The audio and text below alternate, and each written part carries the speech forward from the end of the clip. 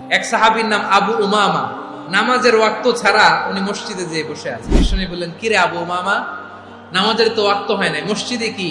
সাহাবী বলে, নবী গো, ঋণের বোঝায় এমন টেনশনে আছি, ঘরে থাকতে পারলাম না, মসজিদে চলে আসছে। বিষ্ণু বললেন, আমি কি তোমার এমন একটা দোয়া শিখাবো যেটা পড়লে আল্লাহ তাআলা তোমার ঋণের বোঝা হালকা করে দিবে?